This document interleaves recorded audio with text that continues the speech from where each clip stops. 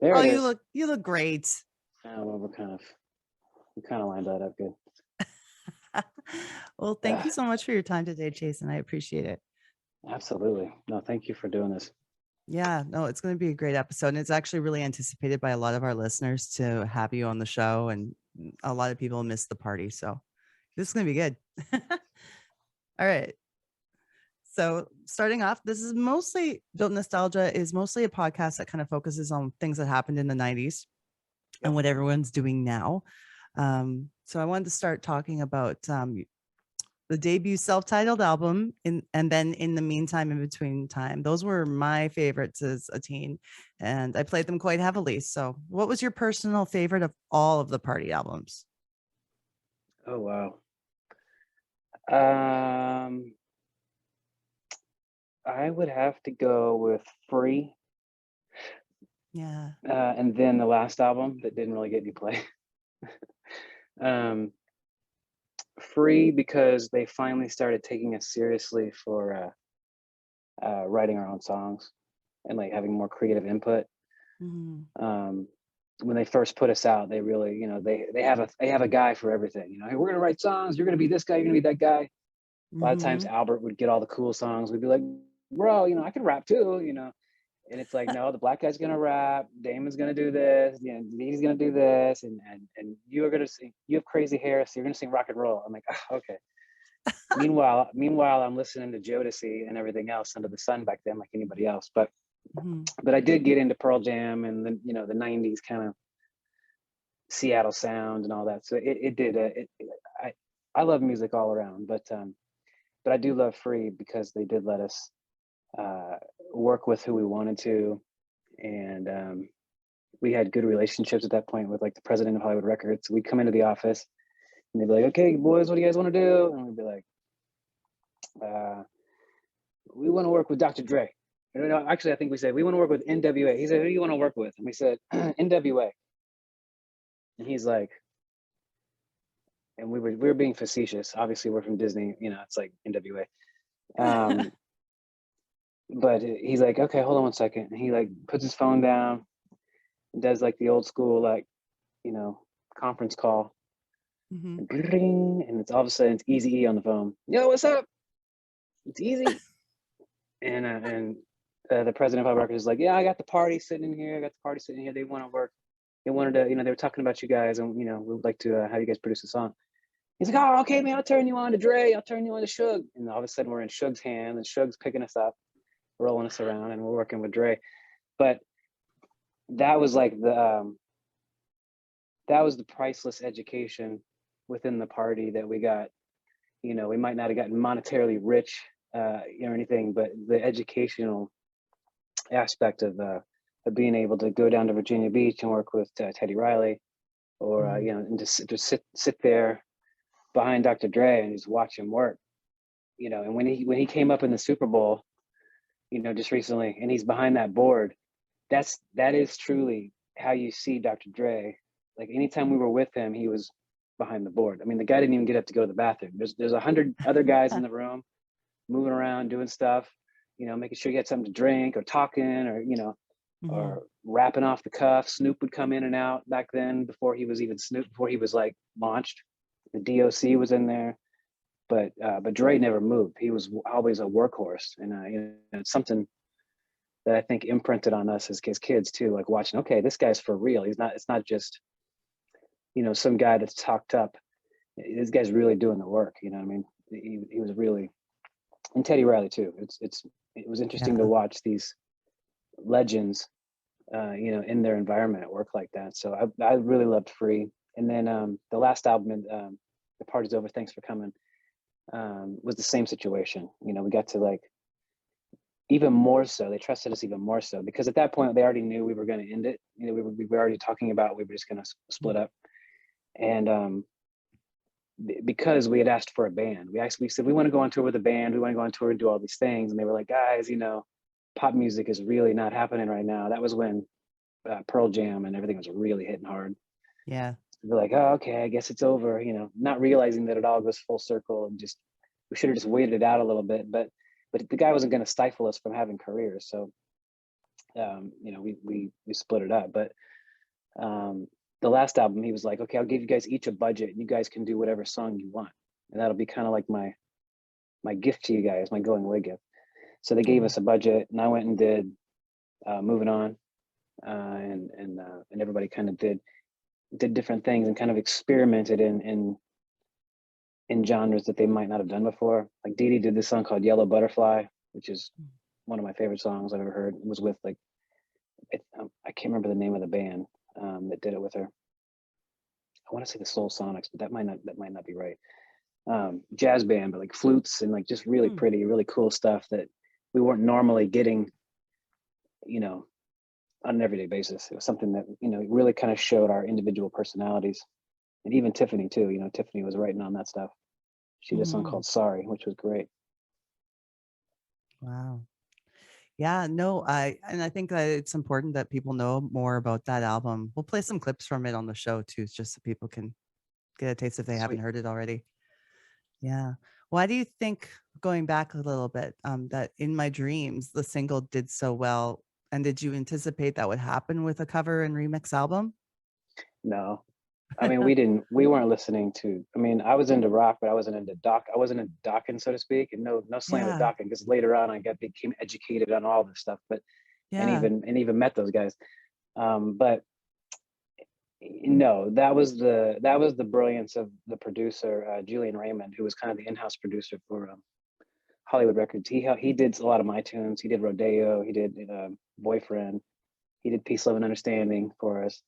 Mm. Um, but he was kind of like the rock and roll guy, and I think that was kind of his. I'm sure he got bored doing all these real poppy songs, so he was always trying to insert things like that in there. And Mm. I think that was his idea. And also Peter Paterno, who was the label president at that point, he was a big rock guy too. Like he was the guy that purchased Queen's catalog before, when Hollywood Records first started, they purchased the Queen catalog, so they owned Queen, and then they signed us. So that was kind of like the order of people Yeah. that came onto that label. We were the first signed band on Hollywood Records, but Queen was already purchased and bought. So the label was kind of built upon, having this insane catalog. And that was before Freddie Mercury died, Hmm. and also pre Wayne's World, which Wayne's World kind of put them back on the map for our generation. But yeah, just it was a crazy time for sure. But yeah, in my dreams, I didn't know if it would. I don't really know how I felt about it. I mean, we Yeah. thought we had cooler songs at that point we were working on. But now I realize, I look back and I realize the brilliance of it. Doing a song like that, especially when you hear, Dokken's voice, when you hear his voice in comparison to what Dee Dee ends up doing. And I've seen John Lynch at NAMM shows and talked with him about it. He's like, dude, I'm like, you might not know who I am, but we covered your song. And he's like, of course I know who you are, man. You're on my fireplace. He's like, I got your version. He actually said, I think your version charted higher than ours. Oh, wow. So I was like, oh, that's really cool, man. Freaking rock god, but Yeah. it was super cool. And I think we got the thing is, we didn't get a lot of respect. Nobody cared. People don't like to hear this, but people don't really care. People didn't really care about the Mickey Mouse Club when Mickey Mouse Club was over. Mm. So the Mickey Mouse Club, if you watched the Mickey Mouse Club, then you were extremely lucky kid, because most people weren't able to watch the Mickey Mouse Club. And a lot of people don't realize that. So when we went to Mm. Hollywood and got agents and all this stuff, and we're like, hey, we're on the Mickey Mouse Club, they're like, what the hell's that? I don't care. Take that off your resume. Like, a lot of them made us take it off our Wow. resume. It was not a talking point. It was not respected. They do that a lot of times with soap operas too, for whatever reason, which is Oh, sad, okay. because soap operas are incredibly hard work, but for whatever reason, it doesn't carry the same value with an agency or with production. Mm. And Mickey Mouse Club kind of ran that way, almost like a soap opera in a way, because it was every day, and it was, that kind of mad pace. But in that sense, it should have gotten way more respect just for that aspect. We were doing choreography, we were doing musical numbers, every day. How do you remember all this stuff? These kids are crazy. I mean, it became infamous by the amount of people that broke out of that show. So as Mhm. people continued to move to Hollywood and continued to impress people and be like, where the hell did you come from? Well, I was on the show called the Mickey Mouse Club. No way, I heard that from this other guy that's super talented. And it just kept happening. And now you got not just stars, but you got, superstars that have come out of Mhm. that show with not only the NSYNC thing, but Britney and Mhm. Christina and Ryan and Carrie Russell when she was doing Felicity and a number of others, Americans, etc. Yeah. I mean, there's just so much talent that's still untapped uh, through all those kids, but a lot of people just didn't care. So when we were on the radio, when we came out, going, hey, you didn't say we were on the Mickey Mouse Club, you didn't say we were from Disney, because at that Mm. point Disney didn't have a reputation for creating pop stars like they do now. Mm. We were on the beginning of that. Now they have, the Miley Cyruses, the Demi Lovato's, the Olivia Rodrigo's, all these people that have popped out of this machine. So when you came into a radio station and said you were from Disney, they were like, they didn't care. They were like, no Unbelievable. way. So Summer Vacation came out on a black label. I mean a black label, like as black as this notebook. Like Mhm. it was just it was black and it had Summer Vacation across it. That's what went to the radio station. They had different mixes. It didn't say Really? nothing else. And that's how we started getting played. And then, and then skip forward to Dokken, albums later. Uh, DJs know Dokken. DJs know that history. They're at that age where they probably listen to Dokken. So they might even be stuck there playing pop music, going like, "Oh, I can't believe I have this stupid job. I want to be doing the Mhm. rock channel," and then going, Mhm. "Oh, these guys covered Dokken. No way. That's cool. Let me hear what the hell this is about."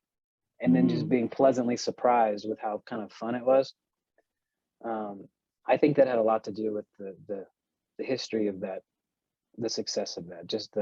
That was a brilliant move in that aspect. No one was really doing covers like that. It was just almost, they're doing them a lot now. You know what I mean? Mhm. There's a lot of things you'll hear on TikTok, and you'll hear things where you hear a song you recognize, but it's completely reimagined. Yeah. It's completely different. Uh, I just don't remember them doing a lot of that back then. And of course, nobody knew Dokken. None of our fans knew what Dokken was. They thought that was a new song. They thought that was just some cool song that came out.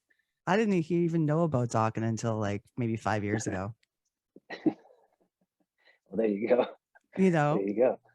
Yeah, I mean, if Yeah. you were a horror fan, like any Nightmare on Elm Street fan would have known it, Mm. because I think they did a cover song, or they did a big soundtrack on one of those movies back when Nightmare on Elm Street was at its height. Yeah, I didn't even know In My Dreams was a cover. Like, I didn't even know. Your version was the first one I heard. And then later on, I hear In My Dreams come on by a rock band on the radio. And I'm like, what? Yep. And then people think that about Peace, Love, and Understanding, and Peace, Love, and Understanding is probably one of the most covered songs out there. Lots of Mm, people have done Peace, Love, and Understanding. it's true. Yep. No, but it's interesting when you said too, like a lot of people didn't know about the Mickey Mouse Club because, I mean, I'm in Canada. Um, the only way we could get the Mickey Mouse Club was on like a super cable package, which a lot of people, like you said, didn't really have access to. Yeah. So Or you that had a was, big satellite dish in your backyard, which a lot of people, yeah. not a lot of people, but someone might have known someone on the block who had one of those huge satellite dishes that you Hmm. never see anymore. Um, but I hear that a lot, and there were people in other countries who would get it as well from those satellite dishes. Yeah. So it was an afterthought to think of Mickey Mouse Club for me because I discovered the party first. And I think it's because of your exposure in the teen magazines, like the Bops, Tiger Beat, all of that. And that's Yeah, how yeah, I, yeah. I discovered you guys and picked it up from there. Our social media. Exactly. How did you guys enjoy and embrace doing the whole teen magazine photo shoots and interviews and such?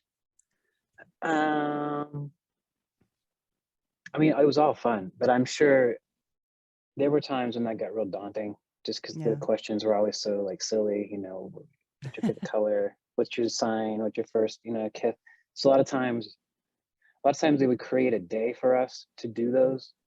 So they'd be like, okay, you're gonna do 10 of them in a row. So they'd Oh. set up this room, and we'd come in and do photos. So every hour, every new person to come in, we would do their photographer would come in, we'd do the photos, and you'd always see us like screwing off and being dumb, which worked for the party. But in another situation, it might be like, come on, guys, like you're screwing around. You know what I mean? Yeah. But again, we were kids. We had a lot of energy, and it was hard to keep us focused. We were kids. And then, but of course, answering those things. I mean, I read some of those things now, and I can tell I was being sarcastic on purpose just to see if they would print it. Like for instance, I don't know how rated your podcast is, Oh, you but can say whatever you want on here. the, there was one that said favorite song, and I put "Sexy Motherfucker," Prince, Yes. and they didn't even read it. They printed it in a teen magazine, and I was like, oh, oops, I wonder if they got I some knew I was being. angrily.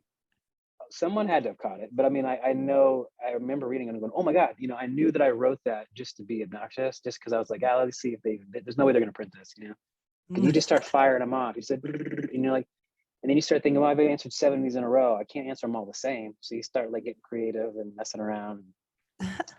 So I hope anybody who ever read those never got too upset at us and just realized we were probably a little overworked that day or tired or, just being kids. I mean, at the end of the day, we could have gotten in some serious trouble touring the world and being teenagers, and but we did pretty good. We didn't get too crazy.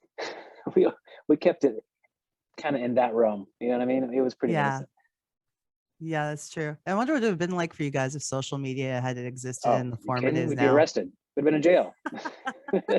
No, I mean, we talk about that all the time. It's like the amount of assets we'd have if we would have had a cell phone camera, just walking around Tokyo or, Indonesia or, just some of the places we found ourselves and stuck at or ended up at, or, there's many times we got surrounded by fans or stuck in a situation. One time in Canada, at the Toronto Mall. I don't know if you were there or happened to know that situation, but it was during the Kuwaiti War. And we came into Canada, we played the mall, and we shouldn't have been playing the mall. We were too popular for that venue. But of course, you're backstage like, okay, here's what we're gonna do. We got all the cops, we're gonna line you up, we're gonna bring you in, we're gonna do. And you're like, okay, cool, you obviously got it under control. We walk out there, within 45 seconds, the aisle shut, so we had no way back to where we had come from. We were kind of stuck in the middle of the mall. Wow. And everyone just started like closing in, like people were pushing and getting close. They were closing in on the stage, so they surrounded us and had us like, they got us down on our knees, and they had us like they duck and cover kind of. Yeah. And there's like three rows of mall, so the next layer of malls up there, and these people look like they're getting ready to jump because they're getting pushed towards like those railings. Music stopped within 45 seconds, and the concert stopped, and all of a sudden the SWAT team comes in.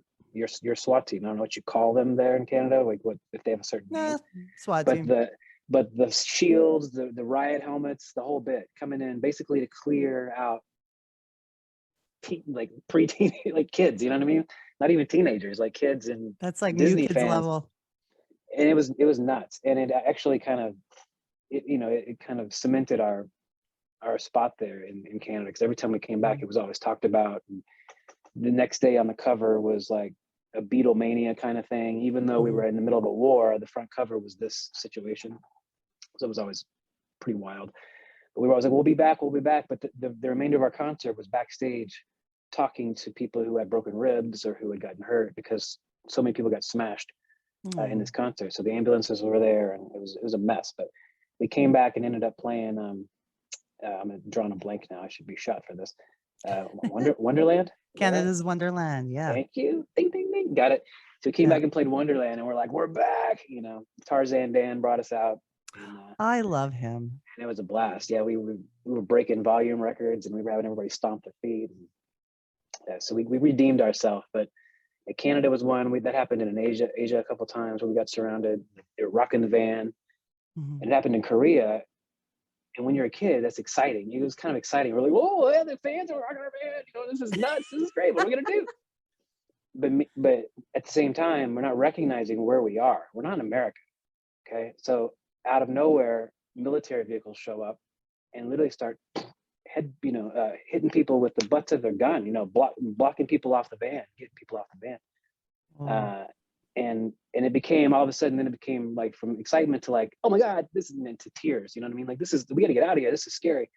And they ushered us out, even to the point where when we left in the hotel, when we left the airport, we were rushing in the airport, and there were fans at the airport, so they were rushing us in the airport.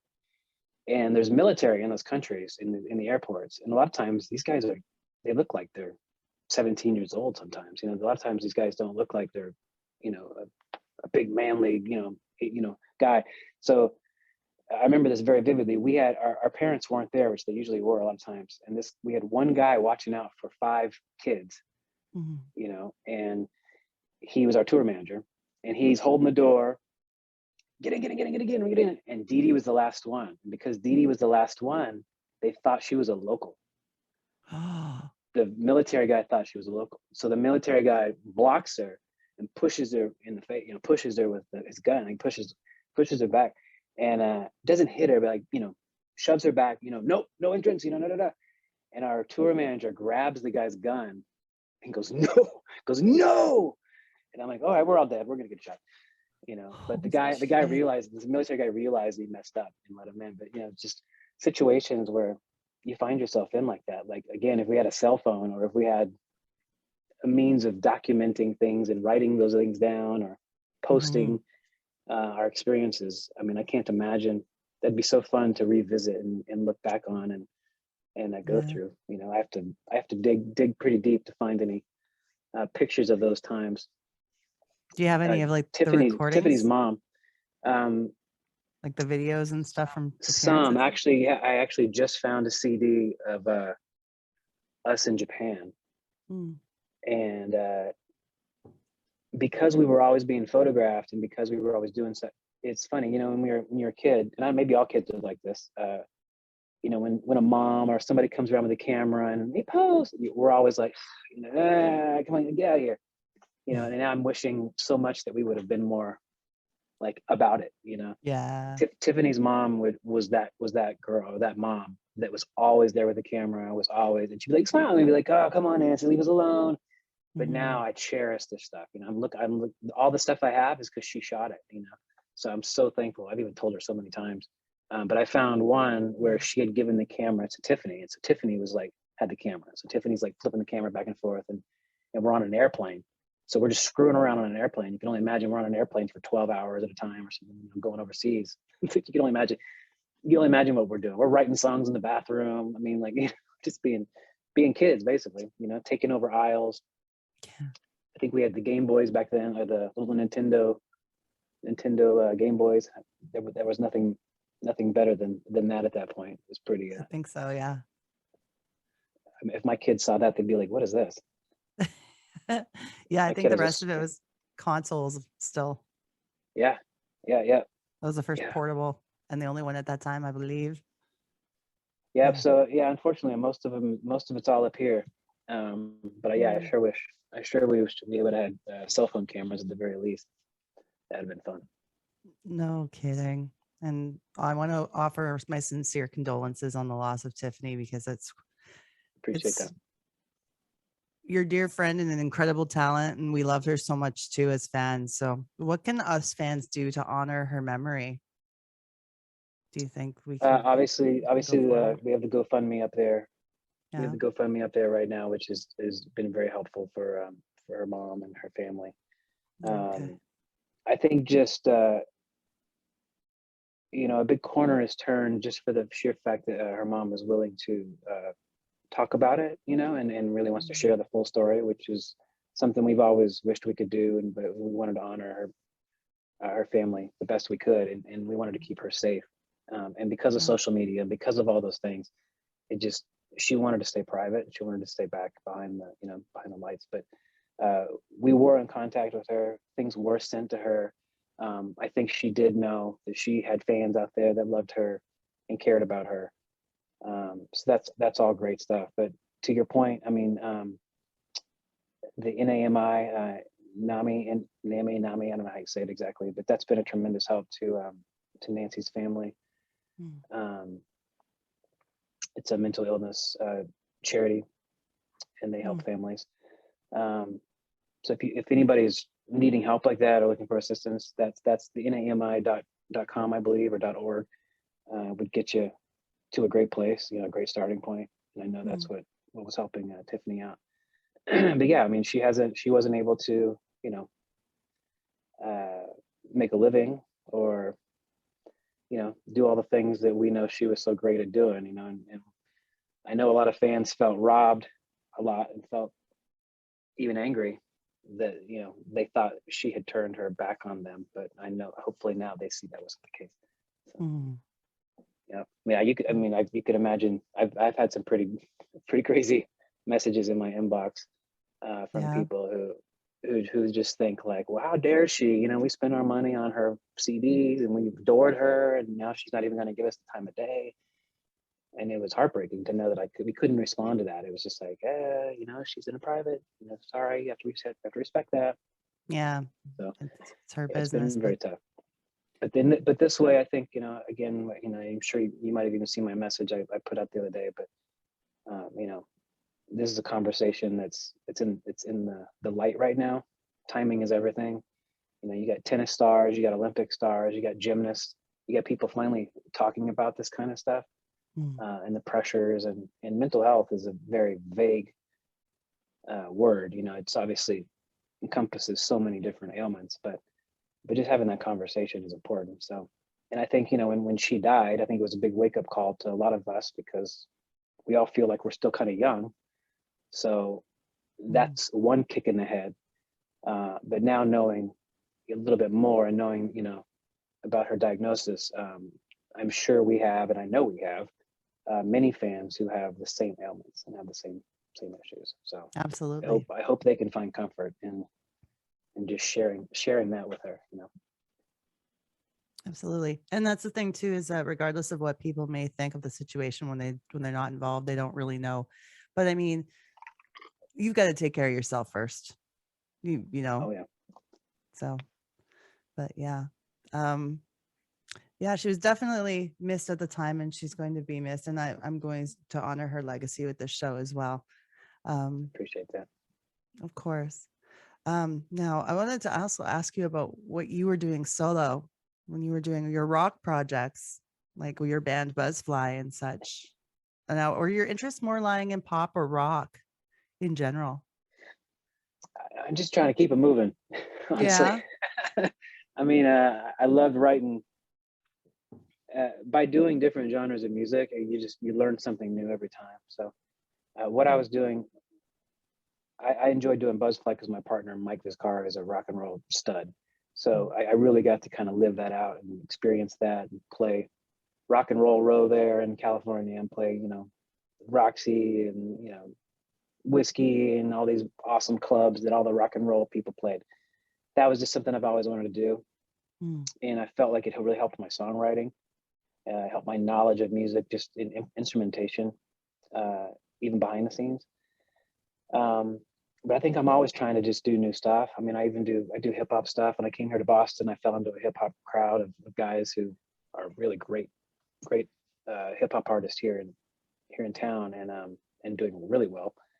And I've done vocals for them, and enjoyed it just as much. It's fun. So I really don't have a preference on my favorite kind of music, I guess. If I have a band, and then I want to do it's fun to do some rock and roll, but it's hard to do those songs. It's hard to even do pop songs when you don't have a band. It's just not as fun. It's like, you're missing such an integral part of that. Hip hop's easier to do with that, especially if you have a DJ or a mixer or some people who can bring some other elements to it. But yeah, I mean, Buzzflies, maybe we'll release some more stuff at some point. There's a lot of songs that need to be remixed and put back out, and it's just time. What was one of your favorite of those tracks that you did with Buzzfly? It's my favorite one is not out. I mean, it's not out there anymore. You would have had to have bought it, and it's not even leaked onto YouTube. I don't think so. Oh, I don't think so. My buddy needs to remix the album, and we need to release it. It had a skull on it. I wish I had it here. I wish I had it sitting around here. I had a picture of it around here somewhere, and of course, it's not going to be close by. It has a skull on the front, and of course, my buddy Mark Warden took it from Moscow. He took a lot of our fun photos. But the skull, I actually brought back. I was on tour and bought it on tour. Brought it back off tour, but it's just a crazy story. But it's like it's carved, and it's just nuts. It's this crazy antique thing. but yeah, it's kind of like it's kind of sound Eastern Indian-ish, a lot of the songs. But the song was called Bodhi Tree. So if anybody had that album that's listening, Bodhi Tree was the one of the main songs off there. Another song was Dig It, which was just a simple, fun song. But it has Pat Travers playing a lot of the guitar solo on there. He just walked in the studio one day and he was just like, "Hey guys, what's going on? I'm here. I'm in town." And I was like, "Hey bro, will you play a guitar solo for me?" And he's like, "I'll give you 2 takes." I'm like, "Done." Boom. No way. Both of them were like insane. So I was just like, "Done, done, done. Thank you. What do you need? Here's a drink. What am I getting you? I'm buying you a beer. What do you need?" Yeah, that's pretty Yeah, sweet. just it's those kinds of experiences are so fun and organic, and of course when you listen to those songs, you remember those memories and even telling the story now. That's what's so great about Tiffini, even, because like when I hear the songs, I can remember where we were in so many different places. I can remember being on stage with her. I can remember doing the video in A&M Studios, which is the old Charlie Chaplin stage, which became the Muppet stage. It's like all these just crazy, crazy things just fly through my head when I hear those songs. So it's fun to know that. I said this on my post the other night. That we get, I'm sure, and everybody gets to do this in some way, but as a musician, as an artist, we get to leave things behind. We get to leave our feelings behind for when you're no longer here. Yeah. We still get to enjoy Queen even though Freddie Mercury's not here, and we get to sing at the top of our lungs in the shower, Bohemian Rhapsody. And it's fun for us, and we all have different experiences and memories when we hear those songs. Maybe where we were when we first heard it, but you can only imagine what the band actually thinks when they hear those songs. You know what I mean? Think about what Brian May thinks about when he's hearing the Freddie Mercury song. It's crazy. All the But yeah, memories that's of what making that's that what we're music going happen. through. Yeah, and I was talking to a lot of other guys, Chris Kirkpatrick and other guys from Linear. Even I was talking to Linear, Charlie from Nice. Linear, and because he called and he was sending me his condolences, and I'm just like, man, I've had people pass away in my life, but never a band member. Never someone who you've lived, who's almost like a visual representation of your life. You know what I mean? So it's like they can explain, because when you share so many things together, it's deep. Yeah. I've had relatives die, I've had grandmas die, I've had and it's just everything's it's all different. It all hurts. But Right. this is it's different. It's definitely different. So I was warning them. I'm like, yeah, get ready, because at some point this will happen to you too. It'll happen to us all. Yeah. Yeah, it's Well, wild though. you guys, actually, the first time I started talking to you on Instagram about doing the show, you were getting ready for the reunion show in Orlando in September there. So how did it go? And are there going to be more of these? I hope so. I mean, it was expensive to do. So Yeah. we obviously, when we wanted to do it, we wanted to do it right. So, and we didn't have a lot of time to get together, and we put a band together, and we had basically just hours of rehearsal before we walked up on stage, and haven't done something together. And some of those songs we actually never did on stage before. Really?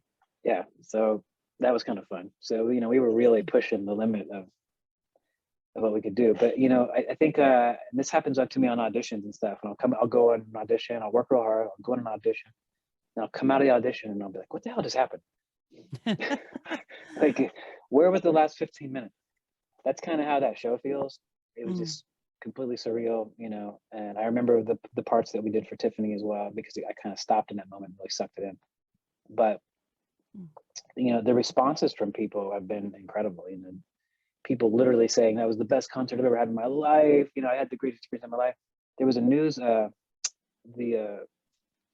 Orlando is an Orlando family magazine. It's a big local family magazine. And I was just reading his letter again, because I have extra copies to bring to the other band members. And him and his wife were just like, it was so great to actually meet you in person this time. And this was the greatest concert we've ever been to date. I'm just thinking to myself, how did we do that? Like, what I mean? And it wasn't anything more special than, I think, just people hearing songs they never thought they'd hear again. I think that was just really the recipe of that, because there wasn't lasers and robots walking around. I mean, it was just us It's just us, and of course, having a band is always really awesome, and the band is great. We used this band called Epic Band, and they are the kind of the band of Disney. They do, like, if you ever go to Disney Springs or you go to Epcot, you see like the Great American Stage, and you see guys really rocking it out. A lot of times it's these guys. So they're so well rehearsed, they're so ready to go. And the singers are all the singers that sing the backgrounds and stuff, but those guys are incredible singers on their own merit. They could all be soloists. But yeah. So we were set up for success just on the fact that we had so many great people working with us. That's incredible. Yeah, that's why I'm But hoping that you're we can do able it to do again. some more. I hope Yeah. so. I hope so. Yeah, the rest of the country would love to see it, I'm sure too. We did film it, so I'm gonna have to get in there and actually just find the good. time to actually put some stuff together to put out. So we did film it, but again, we're trying to do so many things. We have 90s Con coming up here soon, so we're getting prepared for that. Nice. Yeah, gotta have merch made, and you gotta have all your ducks in a row. I gotta get Travel myself some plans. party merch. Hopefully, we're gonna have some new stuff soon, so That'd be cool. that'd be good. So, any current projects that you're working on right now besides getting ready for the con and everything? I mean, to your point, I'd like to, and we're trying to manifest, what you had just said, and that is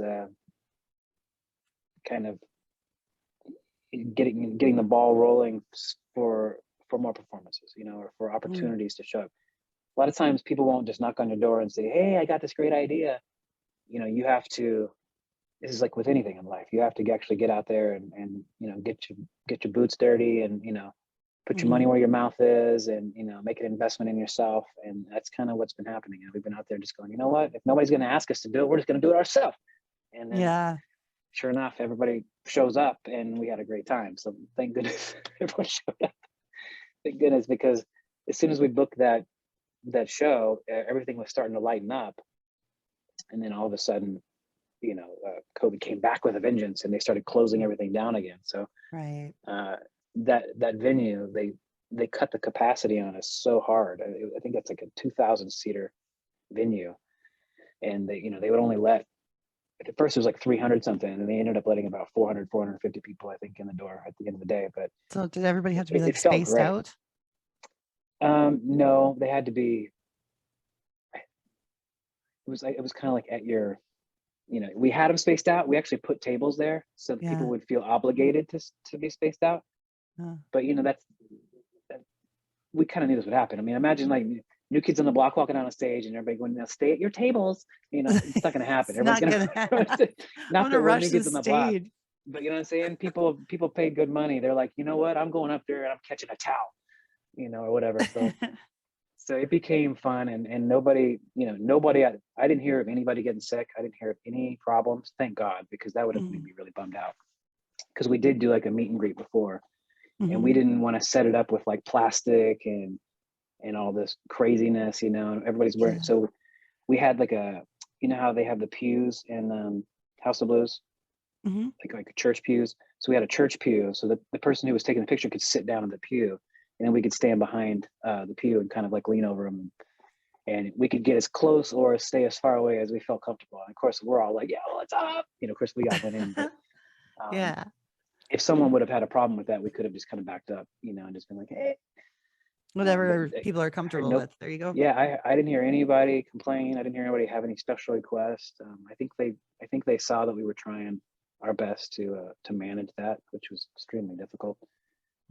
There's so many moving parts because it changes all the time. 1 week we're fine, the next week they're like, we might have to shut the show down. And I'm like, guys, we have people coming in from LA and from different places. We can't. So we got it done, thank goodness. Exactly. So, and I do want to do it again. We had a great time. Just internally, for us to see each other is very healing. As brothers and sisters, it's just fun. It's like we just pick up where we left off every time. Do you know what everyone's up to right now? I saw Dee Dee on Grey's Anatomy. I think that was a while ago, but yeah. It was a while ago, but that was the last time I remember seeing her and being so excited. I was like, I know her. Yes. I don't know if she has anything coming up now. Of course, she's going to be at the 90s Con with us. but I don't know if anybody has. I don't know of any breaking news at this point to give you. I'm sorry. That's all good. People can As soon always as I check hang them up, out. I could get an email. I mean, you never know. That's okay. I'll give some links out there to people so they can follow your guys' social media, and obviously like follow all of you on Instagram. So that's usually where I get the good stuff of what's happening. So We're what trying would all you sorts of stuff. I mean, we definitely have some new merchandise we're working on, and we have a vodka that we've actually started getting into. oh cool. Getting that launched is actually incredibly hard. We have it. It's just, but Yeah. to get it in people's stores and to get it out there is extremely difficult. It's a whole game that we're Wow. learning as we go. It's interesting with distributors and, you know, laws of moving alcohol over state lines and different things. It's a wild thing, but you know, you see all these guys doing it, so it's like, why not? The party vodka, that makes sense, It totally makes sense. and it's good too. Now It's that we're really all good. adults. It's really good too. I'm like, let me taste this. I'm like, "Ugh." I was like, oh, this is great. Yes. Excellent. We'll try to find it in Canada. That might be a chore. We'll Oh see. well, yeah. Once we get it, everything, we're close. I mean, we actually have the bottles. We have it going, but we just have to do like kind of an official launch, so to speak, Yeah, and then you know put out the web page and information for it for everybody. But we're close.